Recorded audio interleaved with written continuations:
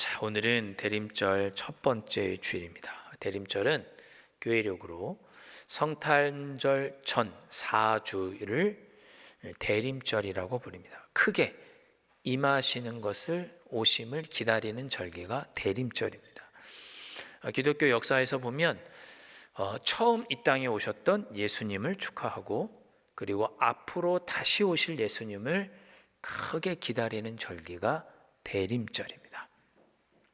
우리가 대림절을 어떻게 보내야 될까 고민을 하고 말씀을 묵상하고 기도하는 중에 우리가 대림절을 의미 없이 보내지 말고 좀 다르게 보냈으면 좋겠다라는 생각이 들었습니다.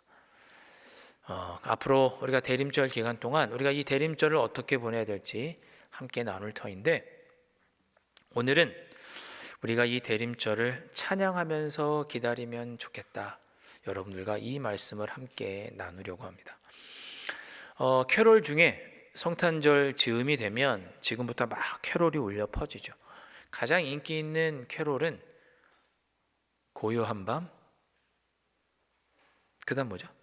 거룩한 밤. 네, 고요한 밤, 거룩한 밤이 가장 많이 불리고, 두 번째는 땡. 두 번째는 징글벨.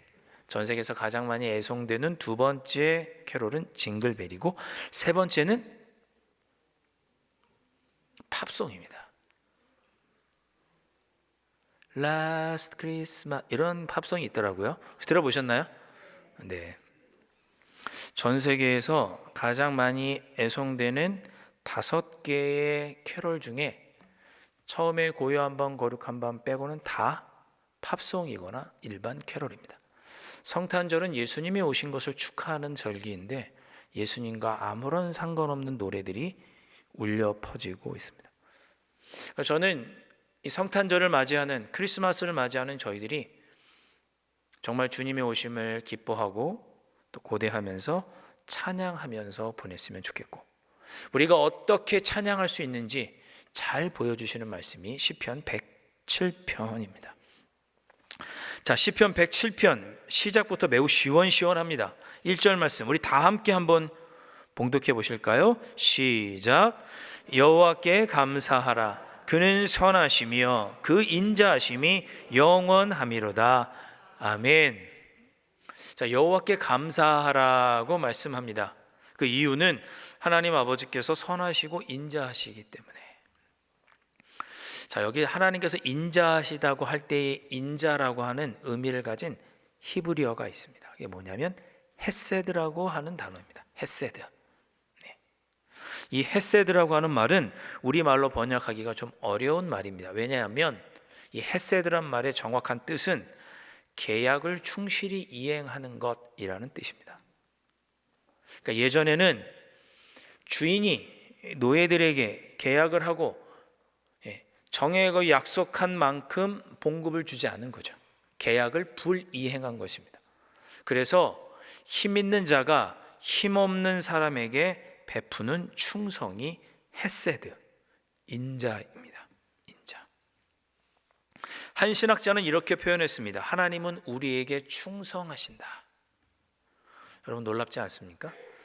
우리가 생각하는 충성은 힘 없는 자가 힘 있는 자에게 하는 것이 충성인데, 이 신학자는 하나님이 우리에게 충성하신다라고 표현했습니다. 하나님은 우리를 사랑하는 일에 충성하시고 우리를 지키시고 돌보시는 일에 충성하셨다는 거죠. 그러니까 하나님께 감사하라고 노래하고 있는 것입니다. 여러분 가만히 올 한 해를 한번 돌아보시죠. 우리에게 충성해 주신 하나님의 사랑을 고백하지 않을 수 없습니다. 하나님은 우리에게 신실하셨죠. 하나님은 부족하고 연약한 저에게도 충성해 주셨습니다. 내가 뭐라고? 하나님은 여러분에게 충성되이 행해 주셨습니다. 신실하셨고 신의를 지키셨습니다.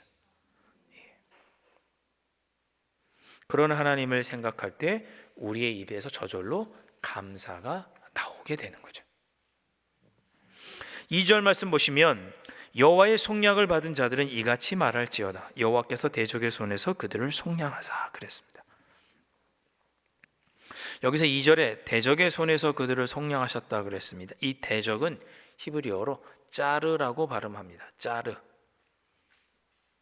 이 짜르라고 하는 말은 여러 가지 의미를 가진 함축된 의미를 가진 단어인데 억눌림이라는 뜻입니다.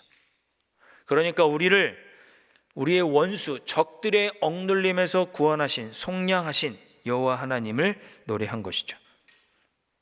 이 짜르라고 하는 말이 6절에서도 쓰입니다. 6절에 보면 이에 그들이 근심 중에 여호와께 부르짖으매라고 했는데 이때 사용된 근심이라고 하는 말도 원어를 보면 짜르라고 하는 단어입니다. 13절에도 짜르가 나옵니다. 우리 성경에는 환난이라고 번역했고 고통이라고 번역했고 19절에서도 고통이라고 번역했고 28절에서 고통이라고 번역됐습니다. 모두 다 짜르라고 하는 단어입니다. 그러니까 우리 앞에 다가온 대적들은 걱정, 근심, 고통, 환난 이런 것들입니다. 우리들이 올 한 해도 여러 번 겪었던 것들, 그것들로부터 하나님은 우리를 구원해 주셨으니 하나님을 찬양합니다 라는 시편이 107편입니다. 제가 한 장로님을 만났습니다. 우리 교회 성도님 아니고 다른 교회 성도님이셨는데 그분과 얘기하는 도중에 그분이 그런 얘기를 하시더라고요. 제가 관리하는 고객 중에 자산이 1,000억인 분이 있습니다. 네, 놀라지도 않으시네요. 집에 한 1,000억쯤은 다 있으신가 봐요. 근데 그분이 그런 얘기를 하시더라고요. 그 1,000억 되는 고객을 이렇게 관리하다 보니까 돈을 많이 가진 사람들도 걱정 근심에 있구나. 그러면 저에게 하시는 말씀이 목사님 정말 마음의 평안은 하나님만이 주시는 것 같아요. 이런 이야기를 하셨습니다. 제가 그 얘기를 듣고 무슨 생각을 했을까요? 걱정 근심해도 좋으니 1,000억 한번 있어 봤으면 좋겠다. 그렇게 생각했을까요? 네, 이 장로님의 말씀은 아무리 돈이 많아도 우리의 마음에 참된 평안은 하나님에게서 온다, 그런 고백이셨던 거죠.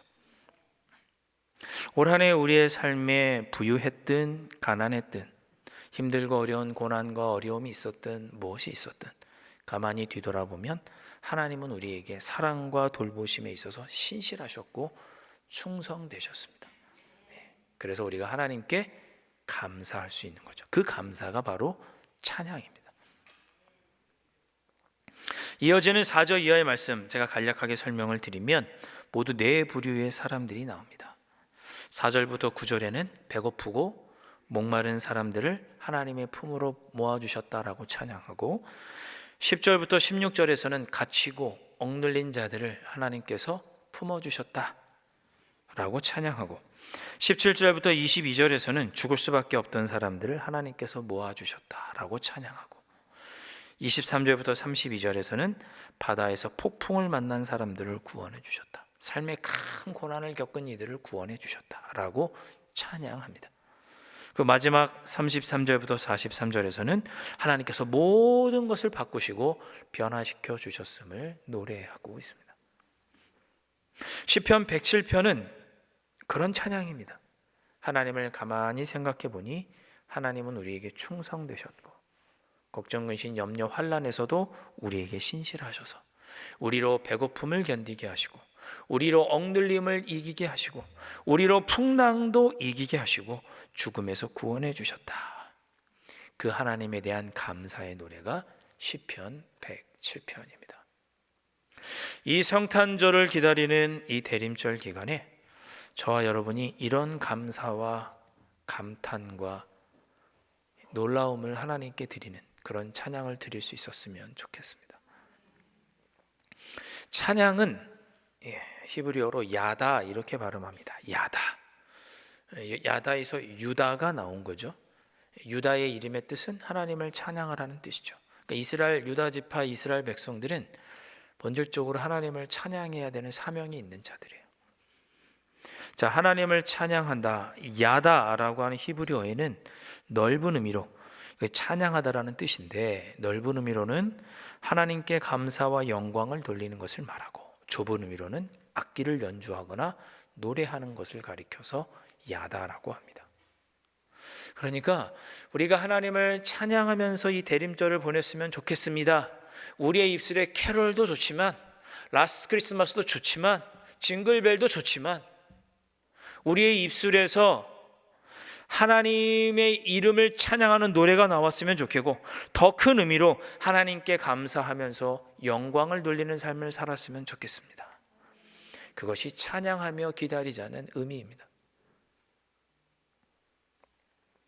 찬양은 모든 피조물이 하나님께 마땅히 행해야 할 것이고, 신약 성경에 보면 구원받은 성도들이 마땅히 해야 할 것이 찬양입니다. 개역 성경에는 찬양으로 번역된 히브리어 헬라어가 여러 가지가 있는데, 찬미하다, 자랑하다, 송축하다, 찬송하다, 감탄하다, 영광을 돌리다 라는 단어로 찬양하다라고 하는 헬라어 히브리어가 이렇게 다양한 한글로 번역이 되었습니다. 하나님을 자랑하고 감탄하는 것도 찬양입니다. 아, 하나님께서 이렇게 놀라우시구나, 하나님께서 나를 지키시고 돌보아 주셨구나라고 감탄하는 것도 찬양입니다. 그제 눈이 많이 왔습니다. 그죠? 얼마나 많이 왔든지, 교회 앞에 있던 나무가 부러졌습니다. 못 보셨죠? 교회 앞에 보면 좀 없어졌으면 부러졌으면 하는 그 은행나무는 그대로 있고 은행나무는 그대로 있고, 그 앞에 있던 소나무 같은 것이 이렇게 가지가 무거워서 부러졌습니다. 예전에 제 친구가 동해에서 사역할 때 제가 3월 초쯤에 안부를 물려고 전화를 했더니, 야, 여기는 눈이 1m나 왔어 그러더라고요. 그래서 제가, 야, 거짓말하지 마, 그런 적이 있었는데, 진짜 조금만 더 오면 1m도 오겠더라고요. 눈이 얼마나 많이 왔는지.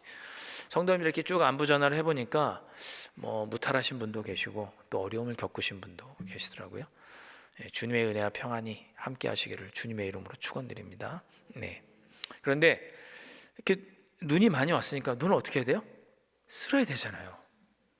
그래서 목요일날 목사님들 아침부터 와서 그 앞을 쭉 쓸고 오전에 옆에까지 다 쓸었습니다. 이제 오후에 점심 먹고 주차장을 쓰려고 딱 가서 주차장을 딱 쓰는데, 요즘 이렇게 미는 거 있잖아요. 이게 조금만 밀어도 안 밀리는 거예요. 눈이 너무나 습기를 많이 먹어가지고 조금만 밀어도 이게 뭐 얼음덩어리처럼 이게 두꺼워지고, 그래서 눈이 안 밀리는 거예요. 큰일 났다, 목사님들이랑 같이. 이거 어떡하냐, 이거 언제 다 치우지? 3-4시간 걸리는 거 아니야? 그 절반만 치울까? 그냥 둘까? 별 생각을 다 하다가 일단 치우는 데까지 해보자고 하고 눈을 삽으로 이렇게 치우기 시작했습니다. 죽을 뻔했습니다. 네.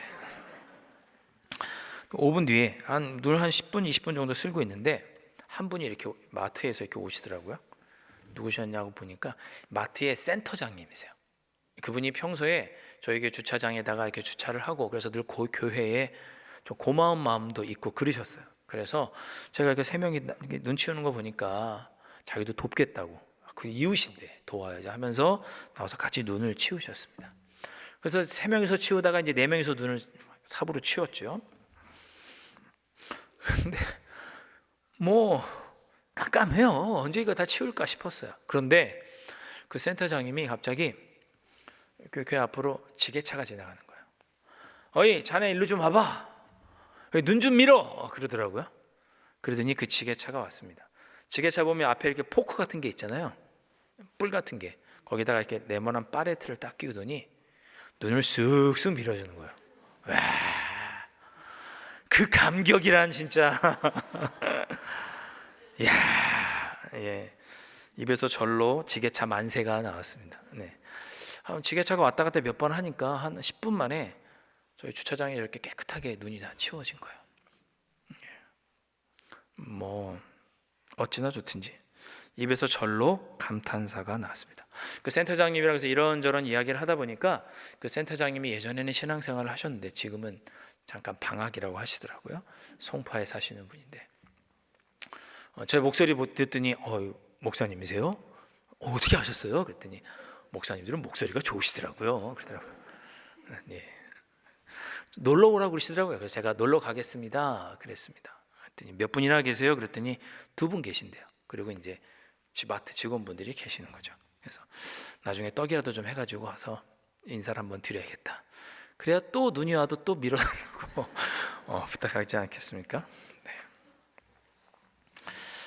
많은 눈이 내렸습니다. 눈의 아름다움에 취하기도 하고 또 눈을 언제 다 치우나 걱정 근심하기도 하고, 그런데 또 하나님께서 좋은 사람 보내주셔서 눈도 잘 치울 수 있었습니다. 그런 것을 보면서 마음속에 감탄하는 것, 그런 걸 가리켜서 찬양이라고 합니다. 하나님께서 좋은 사람 보내주셨구나, 지게차 만세 하는 것처럼 하나님 만세, 이런 게 찬양입니다. 입으로 하지 않아도, 악기로 연주하지 않아도, 노래하지 않아도, 하나님께서 내 삶을 지켜주셨구나, 하나님 대단하시다, 하나님께서 나를 지키시고 돌보아 주셨구나, 하나님 참 대단하시다, 이렇게 감탄하는 거, 그렇게 하나님을 찬양하는 거, 자랑하는 거, 그것이 찬양입니다. 1919년 3월 1일 3.1운동이 있던 날이죠. 그날 토요일이었습니다. 대구에서는 독립만세 시위가 있을 것이라고 이미 첩보가 쭉 퍼졌습니다. 그래서 그런 소식이 경찰에 알려지면서 역과 주요 이런 도로와 지역마다 경찰과 헌병들이 깔렸습니다. 그리고 경찰과 헌병들에게 지령이 내려왔습니다. 만세를 외치는 자는 사살해도 좋다. 그리고 계속해서 반복해서 역의 확성기로 이런 소리가 울려 퍼졌습니다. 만세를 외치는 자는 사살해도 좋다. 그렇게 계속 확성기에서 소리가 들리니 우리 한국인들이 침묵할 수밖에 없었습니다. 이거 진짜 죽겠구나. 3월 1일은 토요일이었고 그 다음 날 3월 2일은 주일이었습니다.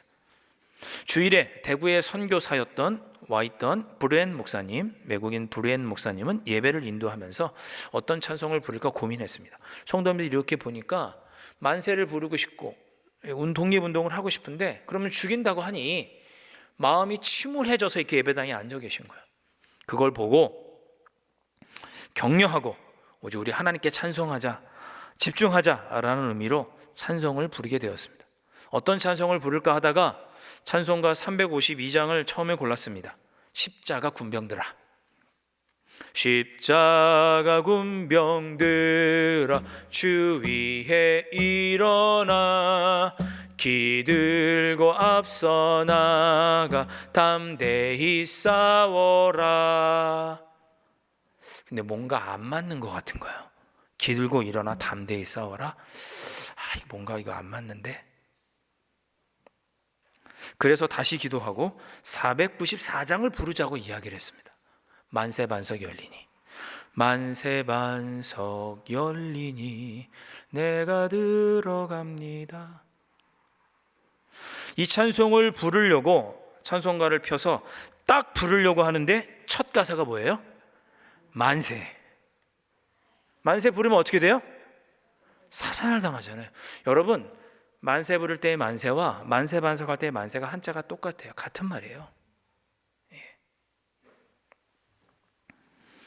그런데 성도들이 1절, 2절, 3절을 부르고 마침내 4절이 되자 더 큰 목소리로 성도들이 찬송가를 부르기 시작했습니다. 살아생전 숨쉬고 죽어 세상 떠나서 거룩하신 주 앞에 끝날 심판당할 때 만세반석 열리니 내가 들어갑니다. 1절, 2절, 3절 찬송을 부르다가 만세를 부르면 죽는다고 사살당한다는 걸 알면서도 그 찬송가를 부를 때 목청껏 외쳐 불렀습니다. 브루엔 선교사님은 그때 확신했습니다. 그때는 대한민국이 아니겠죠. 이 땅이 예수 그리스도 안에서 반드시 독립이 되겠구나. 예수 그리스도 안에서 죽음도 두려워하지 않고 하나님을 찬양하고 신앙을 지켰던, 나라를 위해 기도하는 그리스도인들이 있기에 독립은 이루어질 것이다. 그때 그렇게 확신했다고 합니다. 우리 앞에 환난과 걱정과 근심과 염려가 있어도 우리를 향하신 그 하나님의 사랑과 그 충성된 하나님의 인자와 사랑을 생각할 때 우리는 찬송할 수 있습니다. 대림절을 보내면서 성탄절을 기다리는 여러분 마음속에 우리 주님께서 나에게 충성되게 베풀어 주셨던 은혜와 사랑들을 돌아보시고 아무리 힘들고 어려워도 그 은혜를 생각하고 우리의 입술로 그 주님의 은혜와 사랑을 찬송하며 성탄절을 보내시는 여러분들이 되시면 좋겠습니다. 자, 그런 마음으로 우리 함께 이 시간 찬양하고 기도했으면 좋겠습니다.